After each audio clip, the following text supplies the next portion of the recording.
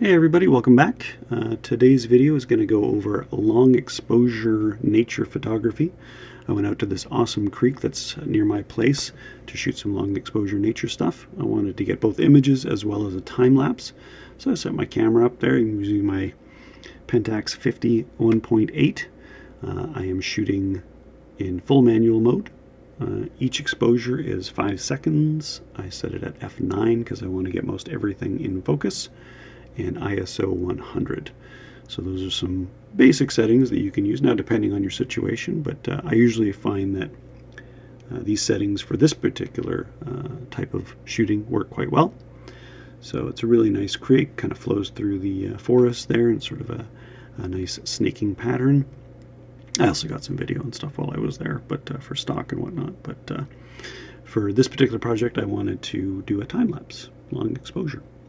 So once I've got all my images done, I import them all into Lightroom, because I find Lightroom for me is a really good program for batch editing images that are very similar to each other. I've gone over this again in a couple other videos, but Lightroom allows you to kind of take all images from a series that are very similar to each other and apply the same edits to all the images as a batch, so you don't have to go through each one individually. This particular one, oh, and if this ever happens to you where you've imported the same images before, just click on File Handling, uncheck Suspected Duplicates, and then it will allow you to import them. Make sure all of your images are checked, and once you've kind of gone through them all, I got this weird dark one at the end there. I don't know what happened there. Probably I shut the camera off at that point. But anyway, 240 some odd images. Click on Import, and it'll import all your photos. And once it's done that, you kind of want to go just somewhere in the middle of your shoot and edit the one that's in the middle, because the edits that you apply to that one will apply to the ones at the beginning as well as the ones at the end, and it will make it as even as possible. This particular one I shot in manual mode, so the ones at the end are a little bit darker, obviously because of the time change and the sun was going down. So but we're going to crop that off at the end a little bit, or at least I am. What I wanted to do with these images is, as you can see, I set it to I think my white balance was cloudy, I think, but it's a little too warm for my taking, so I wanted to kind of mute the pictures a bit.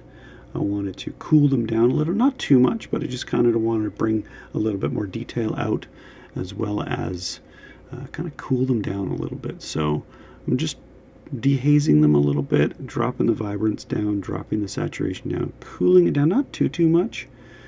I don't want it to look unnatural, so I'm just kind of dropping the temperature down a wee bit.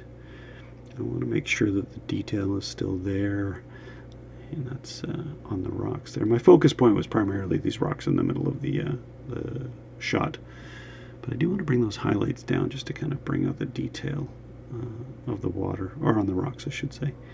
One thing I struggle with is whether or not to decrease shadows or increase shadows. This particular one, ultimately I kind of wanted to create a slightly more moody look to the images, so I want to keep the shadows in this particular one, especially in that rock on the left there. You can kind of see I want to kind of keep that dark a little bit, and then where the woods and everything there, clarity, I'll sort of bump that up just a little bit. I still want the water to look kind of misty and flowy and glassy over the rocks. You'll notice that once the video is done, those particular rocks on the right side in the middle there, you'll actually, hard to see like in an individual still image, but as the water flows over them in a video, you'll be able to see the rocks underneath the water, which is kind of cool. And that's one of the cool things about long exposure time-lapse photography, is you get to see things that normally you wouldn't see. So once you've edited your image, you'll notice the one that you have edited has this little icon at the bottom right corner. All the other ones have a little icon at the bottom or the top left. And that's before and that's after. A little more detail, a little bit cooler, a little more moody, a little more drama to it. Select all, hit the sync button. This will bring up a dialog box, making sure you've checked all the stuff that you made adjustments to, and click on synchronize. It'll do its thing. and apply those edits to all of the images, and from there you can kind of see that it has edited all of those images. And I usually just kind of randomly click on ones just to see if it's applied those edits, which it has. Everything looks good. From that point on, what you want to do is you want to export. And depending on how many images you've taken, will determine how long this will take. This is 240 images, so it'll take a little bit of time. Find a folder that you want to export these JPEGs to. I don't want to make too many adjustments to them. I just want to export as high quality JPEG as I possibly can, because we're then going to deflicker the sequence. So I want big files to work with. I don't make too many changes here. Keep the file names the same. Quality is 100. JPEG, all that kind of stuff. No watermarks, none of that kind of stuff. No resizing. Click on export. It'll do its export. 243 images. Again, these images have a fairly large amount of detail in them. I didn't do like wild crazy edits to them, but there is a lot of information in each of these photos, so it'll probably take a fair bit of time to do this. You can go grab a snack or a drink or check your phone, update your Instagram, whatever you want to do while it's doing it. But while we're here, I'll just kind of go over the settings for these again. 50mm lens, f9 because I wanted to get most everything in focus, 5-second exposures, and ISO 100. The other thing that I wanted to touch on is if you're doing long exposure time-lapse stuff, make sure your interval on your camera is set longer than the exposure time, or else your camera is not going to know what to do. If you set the exposure time as 5 seconds, but your interval is 4 seconds, your camera is like, what are you doing? So this particular one, the interval was 7 seconds. The time of each exposure was 5 seconds. So 5-second exposure, waits 2 seconds, takes another one. 5-second exposure, waits 2 seconds, takes another one. So that's going to allow you to get your exposure that you want and the interval that you want. So make sure you do that. And while we're waiting for it to do its thing, just checking out the photos. And then F9, the only stuff that's really not going to be super sharp is probably towards the top of the photo and the bottom of the photo. Everything kind of, you know, in the center 2/3 will be nice and sharp. So looks like it's done its thing. I kind of sped that up a little bit, but who's counting?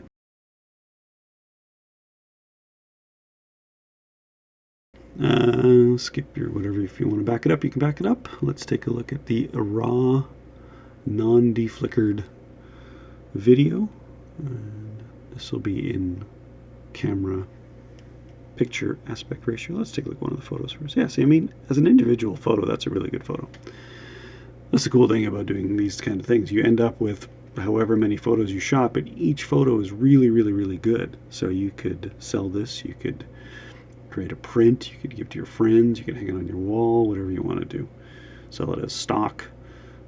Yeah, each individual photo is an awesome photo, all right, that you have to work with. All right, from here, I'm going to drop all of these into my Timelapse DeFlicker. Some people love it, some people hate it. I like it. It's relatively inexpensive. It does exactly what I need it to do. Doesn't have a ton of features in the Windows version, but the Mac version does. But you know, it does exactly what I need it to do for my particular workflow. It's going to generate some thumbnails. Again, 200 and some odd pictures. And as you can see on the right of the list, there are 7-second intervals between those. And as it's generating its thumbnails, it's working through deflickering them as it's importing them, and then it will do more as it's rendering the video itself. But we'll get to that in the next page that it's doing. But as it's importing these thumbnails, you can see that each picture is individual, and each one looks really good. All right, again, so you end up with a ton of really good individual looking photos. And as you can see towards the end, it gets a little bit dark again because it was later in the afternoon. Make sure your deflicker checkbox, I'm not going to do any noise reduction because I shot this at ISO 100. I don't do any kind of frame blending. I want everything to be kind of the way it is. Choose your prefix. I usually leave the prefix as is. It's just easier to find the time-lapse deflickered version of it later on if I need to. I'm just going to put this video in its own little folder because I'm going to work on this afterwards. I'm going to do a little bit of a zoom in on it.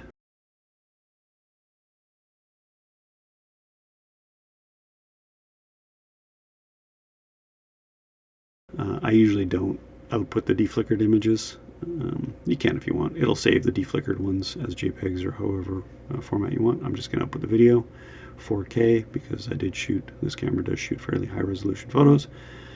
I'm not going to auto crop to 16:9. You can if you want. If you want this to be your finished product, I'm going to do a little bit of a zoom in afterwards in post-processing, so I want it to be the full aspect ratio of whatever came out of my camera, so I have more to work with. And hit render and let it do its thing. Now, this does take a fair bit of time, but I'm going to speed this up. It'll analyze the images, then it'll do its processing. For this number of photos, probably going to take a few minutes. If you say have 500 photos, it'll probably take 6-7 minutes, depending on the information that's in the photos themselves. I usually find like with star trails and long exposure night stuff, it takes a little less time, maybe because there's a little less information in the photos. These photos have a lot of information in them, so it might take a little bit of time. So I sped that up a little bit. 3 minutes it took for that. So let's go ahead and close that. And we'll take a look at the deflickered video.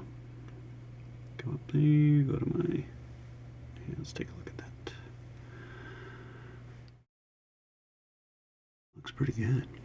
So as you can see those rocks that the water's flowing over on the right, you can actually see them. It's kind of cool. And as you can see, it gets a little dark towards the end, but we're going to crop that out. Not too worried about that. I use Davinci Resolve from all of my video editing stuff, so you can use whatever you want. Final Cut, Premiere, they all basically work the same way. And drag that into your media folder. Check a little playback. And as you can see towards the end of it, it does start to get a little dark. But I'm going to crop that out. Right there. Yeah. All right. Go to your edit. Drag that into your timeline. Let's see what that, yeah, you can kind of see right there. So I'm going to go probably right about there. Yeah, don't worry about that. DaVinci does that sometimes. Video's still there, but for some reason it tells you it's offline. But I'm going to crop that out anyway. Alright, so go to the first. See what that looks like. Play that back. Looks pretty good. I'm going to show you what it looks like deflickered and non-deflickered as well after this. So you go to your first frame. We're going to get rid of these black bars here by zooming in. Click make a keyframe. And then zoom in. Get rid of those. We'll zoom in. These are, again, fairly high resolution photos. You can zoom in quite a bit without losing detail. That looks about a good spot though. Go to your last frame and then hit back to go to your very last frame and then zoom out. And we just want to zoom out to the point where we don't have those black bars showing. So it gives you a 16:9 ratio. And that looks good. It'll be pretty simple zoom. Go to your first frame, hit play. Yeah, a little bit of a zoom out, kind of revealing the rocks and whatnot. That looks pretty good. Yeah, that looks pretty good. I like that. From there, you're going to go to your deliver or export, whichever program you're using. Find somewhere to save it. In my case, I'm going to put it in my project folder that I've been working with. Give it a name. And save that. So I'm going to save it as QuickTime. I'm going to bump it up to full H, or we'll bump that up to 4K. And click on render. And depending on the program you use, they all generally do the same thing, but this kind of just shows you how to do it with Davinci Resolve, which is a fantastic program. And it'll do a little render. Shouldn't take very long on this one, probably just 10-15 seconds. And then after this, I'll show you what it looks like And I'll also show you what it looks like deflickered and non-deflickered. Alright, so let's go there. Let's go to my video folder and we'll take a look at it. There you go. Nice little zoom out. We'll reveal the rocks. Nice long exposure photos. Alright, and let's take a look at it non-deflickered. So as you can see those rocks on the left, you can kind of see how there's a little bit of flicker in the video. And I'll show you side by side. The left is non-deflickered, right is deflickered.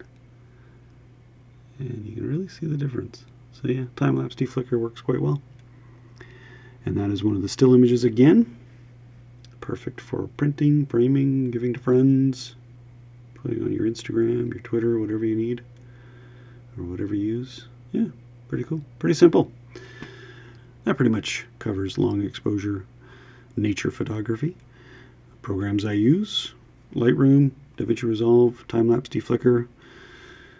If you like this video, make sure you hit the like button down below and subscribe to my channel. I try to do videos once a week, so you'll get notified every time I upload a new one. And thanks for watching, and we'll see you again.